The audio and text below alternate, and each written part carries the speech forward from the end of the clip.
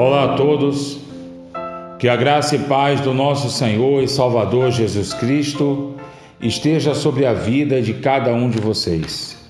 Que a presença do Espírito Santo proteja e guarde a você, a cada familiar e ente querido seu, a cada pessoa que você ama, que seja guardado pelo amor de Cristo Jesus, nosso Senhor. Você não é inscrito, se inscreva em nosso canal. Você não ativou o sino, ativa. E vamos dar continuidade ao nosso estudo. Você que ouviu a mensagem sobre qual a religião certa até o dia de hoje, você percebeu que eu tenho falado constantemente contra a prática do pecado. É isso mesmo. Porque aquele que vive pecando, aquele que vive no pecado, além de transgredir a lei de Deus, ele leva outras pessoas a transgredir a lei de Deus junto com ele.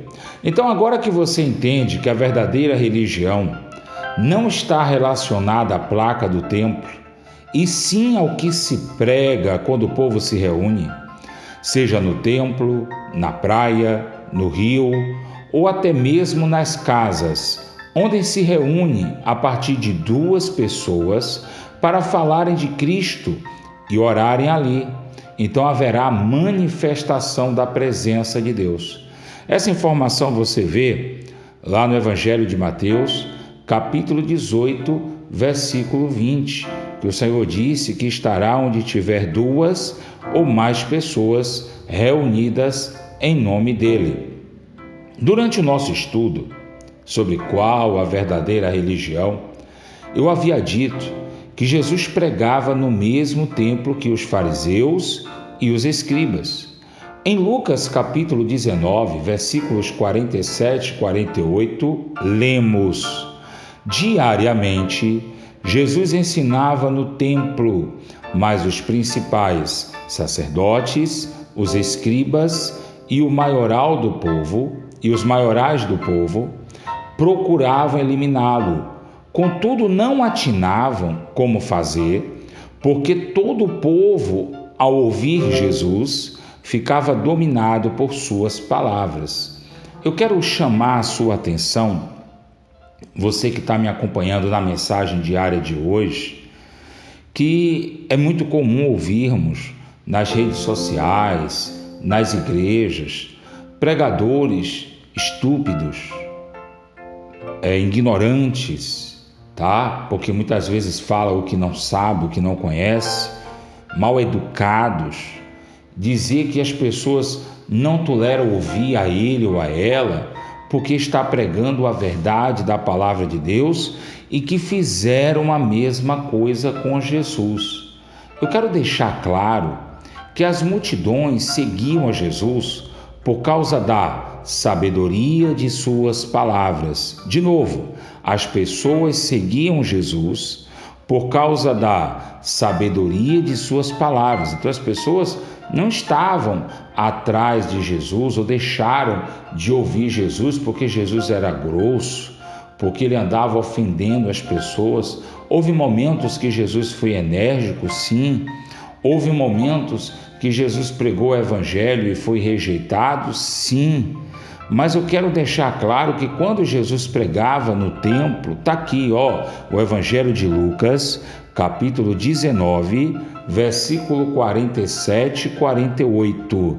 Diariamente, Jesus ensinava no templo. Quem queria impedir Jesus? Os principais sacerdotes, escribas e maioral do povo. Queria eliminar Jesus. Contudo, não sabia como fazê-lo, porque o povo, ao ouvir Jesus, ficava dominado por suas palavras. Ao contrário do que se fala, como eu já havia dito, as pessoas corriam, para ver Jesus. Nós vemos que um dos motivos que impedia os adversários de Jesus de eliminar era o poder de pregação que Jesus tinha sobre os ouvintes. O evangelista Lucas chega a dizer que os ouvintes eram dominados pelas palavras de Jesus. Jesus procurava lugares protegidos para pregar, quando cercado pela multidão, com fome e sede de aprender de Deus. No Evangelho de Mateus, capítulo 5, versículo 1 e 2, lemos: Vendo Jesus as multidões, subiu ao monte, e como se assentasse, aproximaram-se os seus discípulos, e ele passou a ensiná-los, dizendo... Então o Senhor Jesus, ele subiu ao monte e passou a ensinar o povo, né? Se você continuar lendo a partir do verso 3, você vai ver que o primeiro ensinamento do monte, quando Jesus estava no monte, foi falando sobre as bem-aventuranças. Então o Senhor Jesus subiu ao monte, o Senhor ficou como se assentasse e ele falava para as multidões. Ele ensinava as multidões e as multidões ouviam. Presta atenção, Jesus fez vários ensinamentos que ficaram conhecidos como Sermão da Montanha, que prendeu a atenção dos ouvintes. Por ora, não ouvindo sobre a vida de outros nem falsas revelações, mas ouvindo a doutrina da palavra de Deus. No Evangelho de Mateus, capítulo 7, versículos 28 e 29, lemos: Quando Jesus acabou de proferir estas palavras, estavam as multidões maravilhadas de sua doutrina, porque Jesus ensinava como quem tem autoridade e não como os escribas. Meu amigo e minha amiga ouvinte, você que ainda não tomou uma decisão com Deus e fica preocupado, com medo de escolher uma religião errada, fica sabendo que o caminho que leva para a salvação é Cristo Jesus, o nosso Senhor. Fica sabendo que a presença de Deus se manifesta onde tiver duas ou mais pessoas reunidas no nome dele. Fica sabendo que a palavra do Senhor, ela é acolhida por aqueles que querem ouvir. A Bíblia diz: bem-aventurado, felizes são aqueles que têm fome e sede de justiça, porque serão fartos. E essa justiça não é que você quer ver que o pecador pague pelo crime dele. Essa justiça é você tomar conhecimento de Deus, é você aprender da palavra de Deus e ser mais forte com tudo isso, tá? Eu quero que você entenda uma coisa muito importante no ensinamento de hoje para que venhamos orar. Se você pegar o início do Sermão da Montanha, que está no Evangelho, capítulo 5, do verso 1 em diante, e depois pegar o final do Sermão da Montanha, que está no Evangelho de Mateus, capítulo 7, versículos 28 e 29, então você pega do Evangelho de Mateus o início, capítulo 5, do verso 1 em diante, e você só vai terminar lá no capítulo 7, no verso 28 e 29. Se você fizer uma leitura de toda a doutrina desses capítulos, você vai ver uma coisa muito importante. O Senhor Jesus não levou menos que 1 hora pregando e ensinando. Olha o que eu estou dizendo a você. Faz essa experiência, pega a sua Bíblia, vê se você consegue ler, porque tem crente aí, tem crente velho de igreja que não vai conseguir ler, porque não vai ter paciência para ler. Tem pessoas aí que estão fazendo a obra que não vai ter paciência para ler, não vai conseguir ler. Ó que ele quando pega o microfone, ela quando pega o microfone, leva meia hora, 1 hora, me perdoa, falando besteira. Não vai conseguir separar o tempo da leitura do Evangelho de Mateus, do capítulo 5, do verso 1 até o verso 29 do capítulo 7, porque vai achar que é muito tempo que vai gastar para ler. Mas o Senhor Jesus fez exatamente esta pregação quando ele estava no monte e ficou conhecido como Sermão da Montanha. Meu amigo e minha amiga, Em nenhum momento do Sermão da Montanha, o Senhor Jesus estava falando da vida do irmão ou da irmã que estava ali presente. Mesmo porque, humanamente falando, e vamos deixar isso claro, mesmo porque, humanamente falando, Jesus não tinha conhecimento da vida das pessoas que estavam ali. O Senhor Jesus, ele não subiu no monte para falar da vida das pessoas que ele conhecia. Ele subiu no monte para dar instrução de vida a quem quisesse seguir. Você está entendendo agora? Por que é que eu tenho pregado tanto contra as coisas erradas? Eu não estou interessado naquele que está fazendo errado. Quem está fazendo errado é problema dele. O cara não quer trabalhar, quer ficar em casa o dia todo. Quem vai passar fome? O cara quer roubar, o cara quer ameaçar a vida dos outros. Quem está colocando a própria vida em risco? Quem a qualquer momento pode morrer? Para pensar nisso. O cara, ele pega o dinheiro e gasta o dinheiro dele com orgia, com besteira, não dá valor à família. Quem é que está se preparando para passar o resto da vida sozinho, abandonado? Sou eu? Não, meu amigo. Cada um responde pelas suas escolhas. Aquilo que o homem plantar, isso ele vai colher. É a palavra de Deus. O que eu quero que você entenda é que quando o Senhor Jesus estava fazendo o Sermão do Monte, quando eu estou aqui fazendo a mensagem diária para você, a minha preocupação não é com o pastor que é canalha, não é com o crente que é ladrão. A minha preocupação é que você não seja o canalha, você não seja o ladrão, você não seja a pessoa errada. Se o outro lá quer ser o errado, é problema dele. O que eu vou ensinar a você, ainda até o final desse estudo, e você já tem que colocar na tua cabeça, é que você não é obrigado a estar no mesmo lugar que o canalha. Você não é obrigado a ouvir o canalha. A Bíblia diz que a luz não se mistura com as trevas. Pastor, mas eu não posso julgar ninguém. Vem cá. E quem disse a você que Jesus não mandou julgar? Quando terminar o estudo sobre religião, eu vou colocar uma condição no canal, vocês vão me ajudar a atender essa condição no canal. É possível vocês me ajudarem a atender essa condição no canal. Eu não vou pedir nada difícil, pode ter certeza disso. E eu vou ensinar a vocês que Jesus mandou julgar. O problema é que quem fala contra o juízo temerário já deu uma dica, não explica exatamente o que Jesus estava dizendo, mas o Senhor Jesus mandou julgar.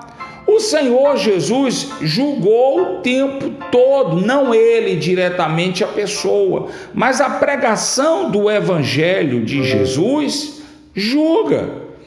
O que é que Jesus disse? Aquele que ouve a palavra e não pratica, já está julgado. Por quê? Pelo quê? E como é que o Senhor Jesus diz a mim que eu vou julgar ou não? Paulo criou critérios de juízo. O apóstolo São Paulo criou critérios de juízo e estabeleceu uma metodologia de tribunal dentro da igreja. O Senhor Jesus criou a metodologia de juízo. Por amor de Deus. Aí tem um caso aí que está badalando aí as redes sociais de um pastor que foi pego com uma pastora, o pastor casado com uma mulher, foi pega com a pastora, casado com outro homem, tendo relações sexuais no motel. O marido da pastora foi lá, encontrou a situação e disse: não, e vocês são do diabo, e vocês estão pecando. E aí a pastora disse assim: até meu marido pecou, porque disse que a gente é do diabo, e ele julgou. Então Jesus pecou. lá no Evangelho de Mateus, no Evangelho de João, só para encerrar aqui para a gente orar, no Evangelho de João, do capítulo 8, do versículo 44, diz assim: vós sois filhos do diabo, que é vosso pai. Sabe por quê?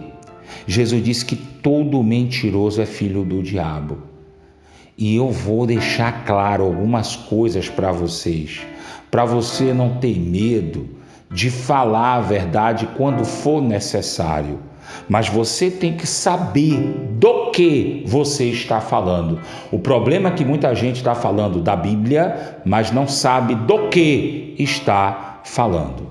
Tá bom? Então, você que ouviu, você que entendeu a mensagem, diga graças a Deus, feche os seus olhos, vamos falar com Deus. Coloque a sua mão sobre o seu coração, curve sua cabeça. Você que não pode fechar os olhos, eleve o pensamento a Deus.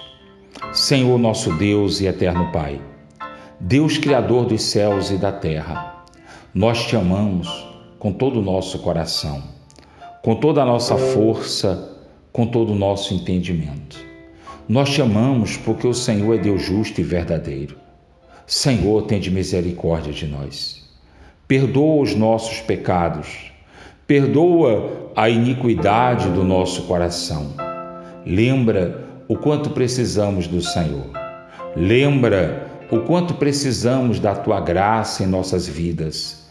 Lembra, Senhor, que muitas vezes agimos de maneira que não deveria, mas pedimos ao Senhor misericórdia e perdão. Pedimos ao Senhor oportunidade para mostrar que podemos ser diferentes. Então, que venha até nós o Teu reino, que sejamos nós súditos do Senhor, que o reinado do Senhor se estabeleça sobre nossas vidas, sobre nossa casa, sobre nossa família, porque se a presença do Senhor estiver sobre nós, se a presença do Senhor estiver sobre a nossa casa, sobre a nossa família, poderemos ser felizes. Se a presença do Senhor estiver sobre nós, então seremos abençoados. Não haverá o mal na nossa casa. Tudo que nós colocarmos a nossa mão irá prosperar. Lembra de nós, Senhor, de cada um de nós, porque fomos feitos e escolhidos segundo a Tua vontade. Lembra de nós, Senhor, os mais fortes e os mais fracos. Os mais fortes, coloca, Senhor, no coração deles a misericórdia e a compaixão. Os mais fracos, não desampara, para que eles não venham, Senhor, sofrer a necessidade, para que eles não venham, Senhor, sofrer a dificuldade. Espírito Santo, eu te peço, Deus guia da justiça e da verdade. Assim como o Senhor lembrou daquela mulher, viúva do profeta, para que os filhos não fossem escravizados, para que ela não fosse jogada no mundo da amargura, lembra, meu Deus, da família de tua serva. Meu Deus, o Senhor disse, por causa de ti será salvo tu e a tua casa. Talvez, meu Deus, algumas pessoas do canal não entendam porque eu estou orando, mas estão concordando comigo porque sabe que o que eu estou pedindo na oração não fere o que diz a tua palavra. O Senhor, meu Deus, permitiu que a tua serva não tivesse mais entre nós. Meu Deus amado, e o Senhor sabe o que tem acontecido desde então com a família dela. Vem o Espírito Santo olhar. Vem Espírito Santo agir, ó Deus, guia da justiça e da verdade. Por amor, meu Deus, do legado, de tudo que foi feito da parte de tua serva para com a tua obra. O Senhor disse, meu Deus, que aqueles que trabalham do Senhor não trabalham em vão. Não desampara os teus pequeninos. Não desampara, meu Deus, aqueles que precisam de ajuda. Não estou aqui, meu Deus, levantando questão de quem merece, porque eu sou o primeiro a não merecer nada. Não estou aqui levando questão daqueles que merecem, porque se eu estou de pé, é pela tua misericórdia. mas eu estou levando em questão aqueles que precisam. E se o Senhor me escolheu como teu servo, me levantou como homem justo para orar pelas pessoas, eu não estou orando por aqueles que merecem. Aqueles que merecem não precisam da minha oração. Eu estou orando por aqueles que precisam do Senhor. Muitas vezes o familiar, o ente querido dessa pessoa que me acompanha no canal é rebelde, teimoso, não merece as bênçãos do Senhor. Mas nós, como família, nós, como parente, queremos a bênção deles e oramos por eles e sofremos quando vemos que algo dá errado na vida deles. Assim, eu oro não só pelas famílias daqueles que têm orado comigo, como também eu oro pela família da tua serva, para que o Senhor, através da tua misericórdia, venha fazer justiça. Não a favor da família dela, porque estão longe do Senhor, mas a favor dela que te serviu. A favor dela. Meu Deus, não estou aqui para julgar o bem ou o mal que tua serva fez. Eu estou aqui em nome de Jesus para lembrar ao Senhor a tua palavra dita aos teus servos. Porque quando eu oro, meu Deus, pela minha vida, não é comigo que eu me preocupo. Eu me preocupo com a minha esposa, eu me preocupo com os meus filhos, eu me preocupo com aqueles que dependem de mim. Hoje eu me preocupo com essas pessoas que estão dependendo de mim através da fé, da esperança, num canal, que tem se reunido em oração junto comigo.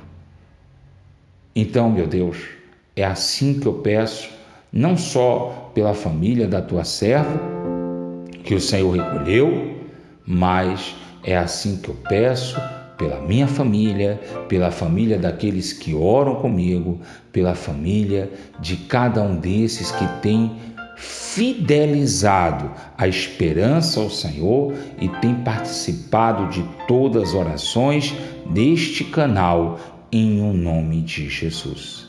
Você que crê na bênção de Deus, diga em nome de Jesus.